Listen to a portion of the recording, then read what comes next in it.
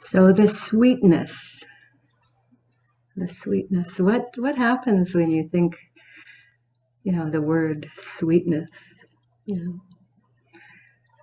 Well, for me, practice, and for many of us, practice brings a sense of contentment, some degree of pleasure, some degree of delight. Yeah. So I know we all, or many of us, associate sweetness with sugar. But for some, contentment, pleasure, and delight might come with salty or bitter or savory. So whatever word appeals to your palate and your mind, take that word and bring it in to get a sense of contentment, equanimity, and the delight of that.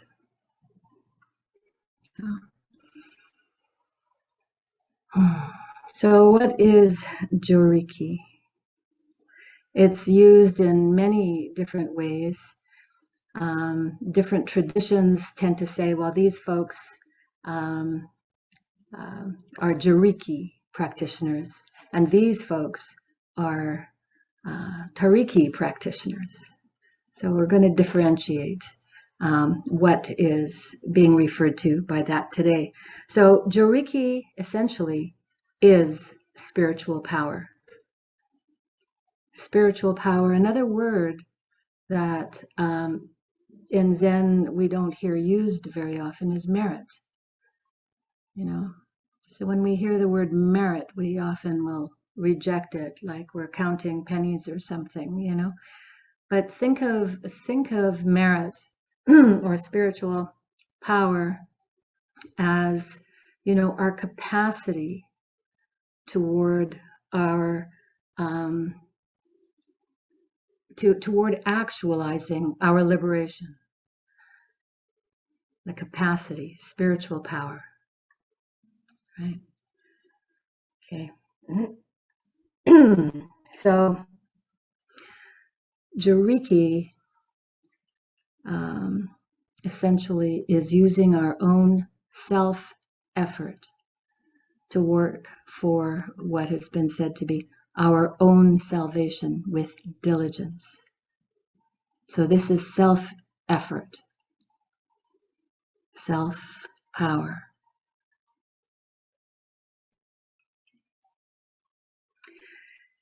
And so with this self-power, we discipline ourselves to sit on our cushion or our bench or our chair and stay there.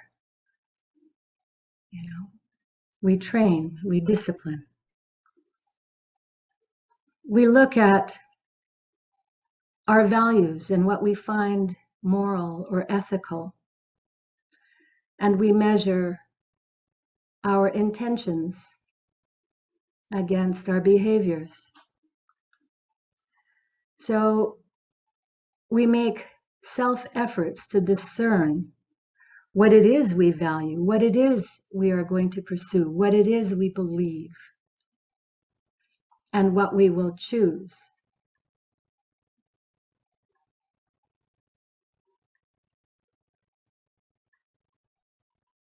In terms of our intentions and our resulting actions.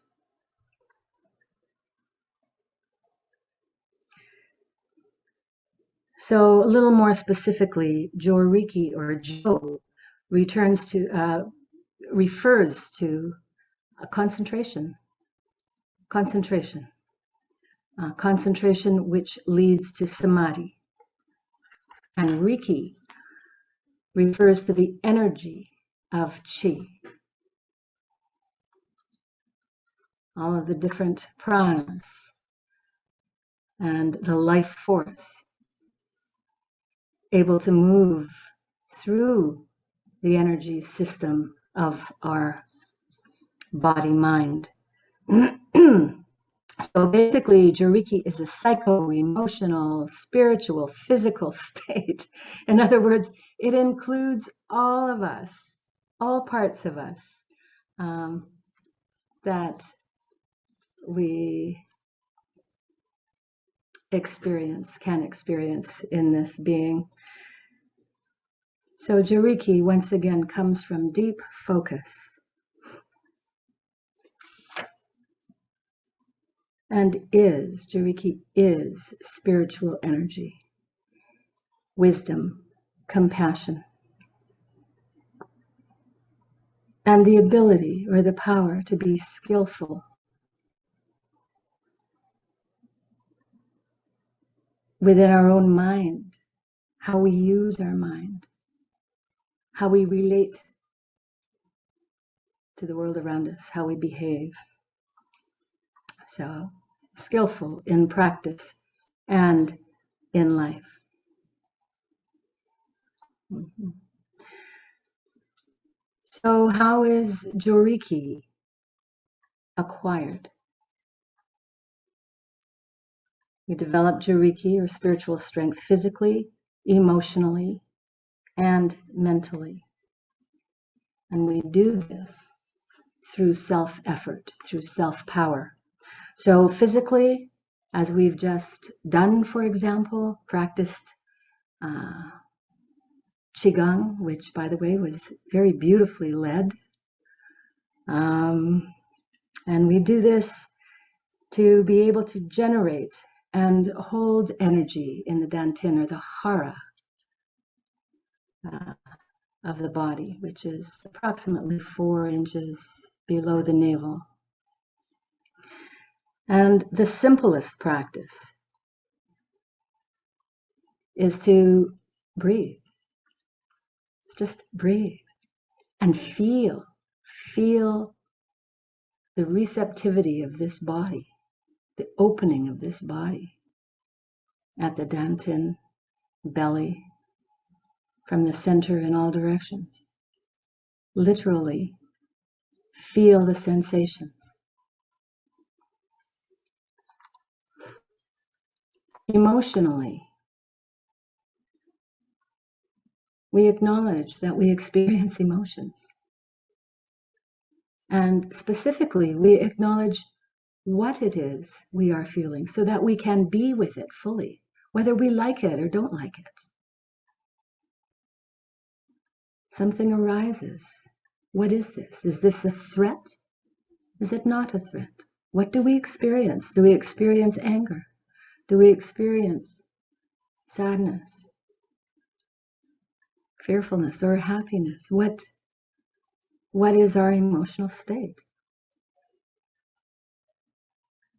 Yeah.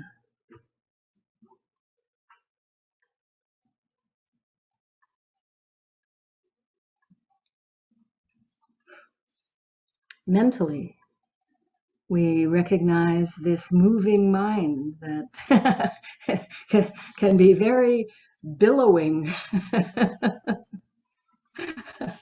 with concepts and narratives and various responses. So we develop Joriki by receiving and skillfully working with our awareness, with our inclinations toward and away from something.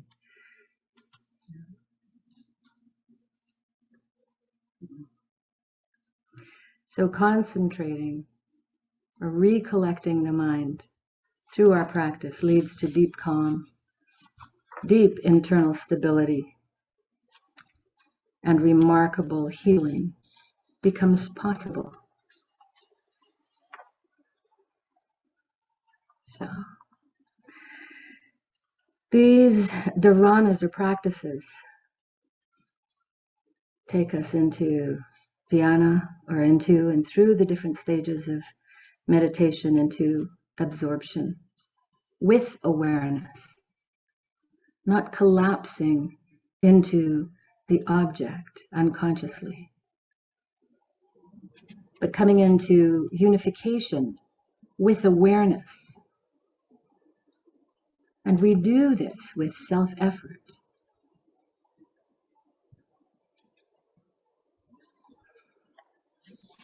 So there are methods upon methods upon methods. And the most simple and direct method is sit like a Buddha. Be Buddha. Drop the limitations of this self. Open and expand and include. Resting deeply in this clarity, this depth, this heart, mind.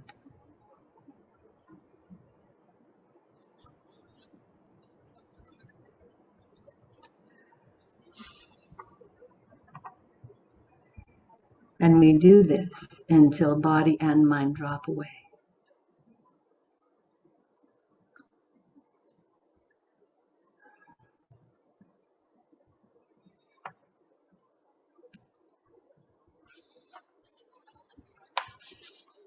So there's much, much more that can be said. We are totally present, senses sharp, and the self sense is resting deeply.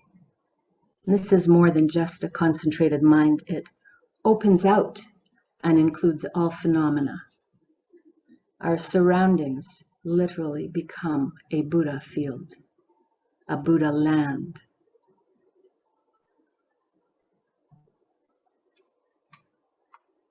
This is the magic of our meditation. Yeah. So Tariki, what is Tariki? Tariki is non-reliance on one's own efforts. This is also known as other power. And we reference it in different ways. And usually this other power is associated with religious practice in some form or another, or faith-based practice. And in Buddhism, it's usually associated with what's called Pure Land Buddhism, which is, again, often associated with more Asian practices. But Pure Land also exists within Vajrayana traditions. And Pure Land actually exists, although not talked about in the same way, within our Zen practice. What else is clear, deep heart, mind other than the Pure Land?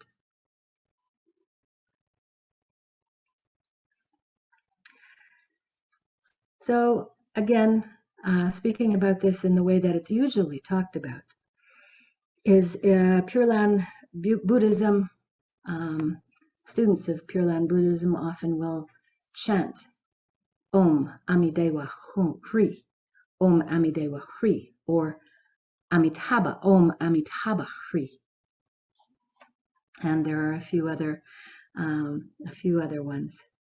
And basically, Amitabha is conceptualized as a being of unlimited light. Unlimited light.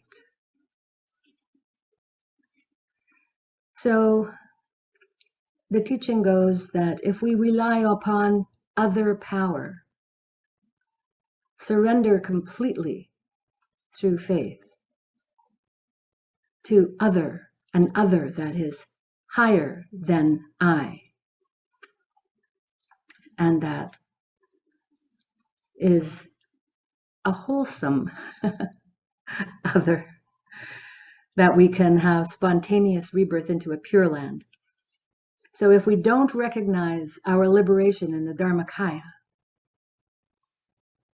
a Pure Land then is said to be a safe place of refuge, accessible to us. So this hasn't been made reference to in a number of times, and it's hard to know for sure, but I've always wondered about this. Jesus, who also had his lifetime within the Mahayana arising. Right? Said, I go to prepare a place for you. What does that mean? You know, if we interpret that according to Pure Land teachings, it's interesting. So specifically, the Pure Land of Amitabha is what we can encounter on the fourth day after the bodily death as a place we can take rebirth in and continue to purify karmas, evolve in wisdom without regressing back through the worlds of suffering, whether it be the hell world all the way through to the God world, which is not full liberation.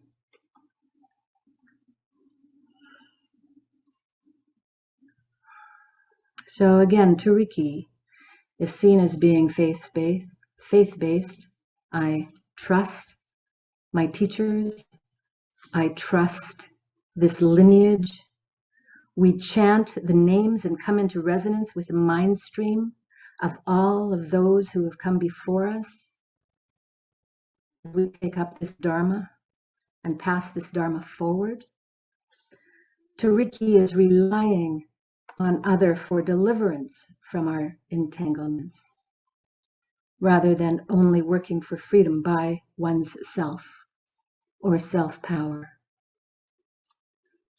And it seems to me the middle way is a good way between Joriki and Tariki.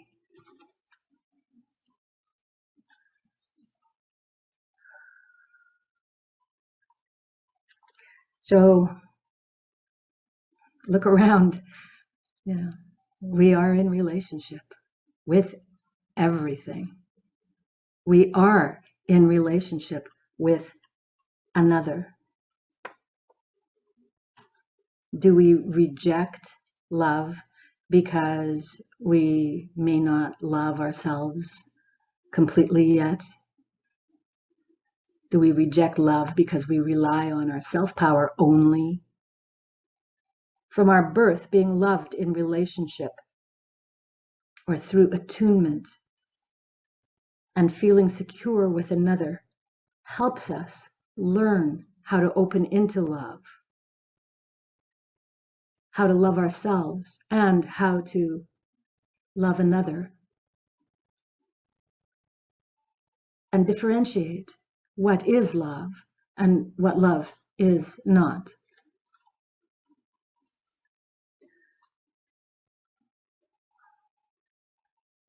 So in our spiritual life, some devotion to the principle of other causes us to gravitate toward this other, whether it's a state that we believe that we don't experience or have within us. Right? Like Buddha mind. We gravitate. You know, devotion to the principle of this other causes us to gravitate toward this other and come into its field of influence. And this field's influence, I call grace. I call it grace. And why do I call it grace, basically? Because when we are surrendered to influence so fully, the field itself claims us and lifts us into Satori. So this is Tariki, or the power of other, which ultimately may surprise us when we see who we are before our mother and father were born. What is our mother's face before we were born? So why do we call out for help? Because we hope that there's help. Because we hope that there is help. So if we are fully liberated, completely resting in the absolute clear light, and there is no other, there's also no need for help. But in this relative world, we look for other to support us, to assist us. This is Sangha. This is the mind stream of the lineage we chant. This is other, power of other, supporting us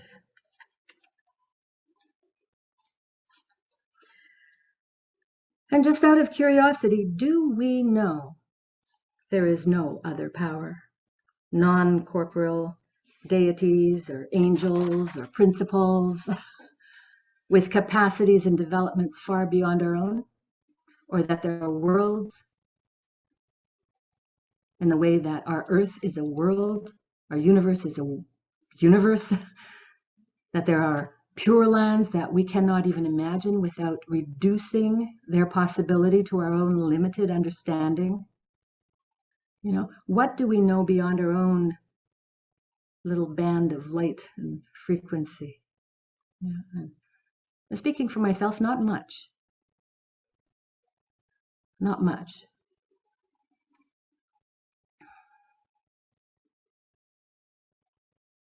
In the Mahayana, we have the Bodhisattva ideal. We work for the benefit of other. We cultivate the ground for not only our own liberation, but the liberation of other. This is Tariki. You and I are someone else's other. Take that in. Be responsible to it with all of your heart and mind.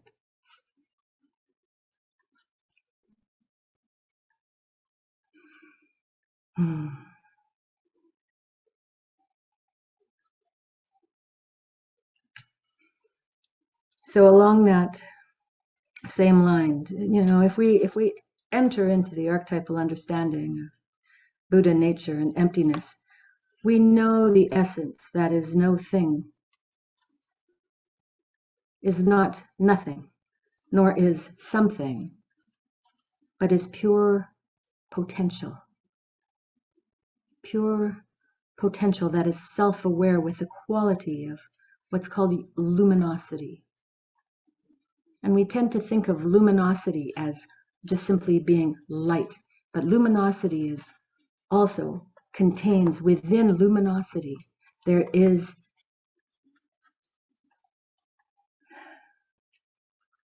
a creative impulse, the ability to form. That's what luminosity is. So there are multiple world systems with multiple intelligences, perhaps, multiple capacities beyond our very little understanding. We don't have to believe, but we don't have to reject. So in our practice of Zen, being awake to the ordinary present moment and what it offers is considered the supreme way. We take our seat in clear, deep heart mind.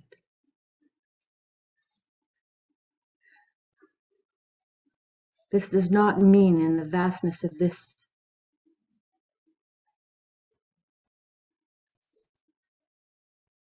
there are not questions to be asked and worlds to explore.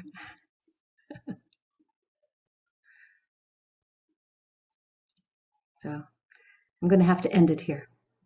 So I thank you for your ear, hearing, your being. Thank you.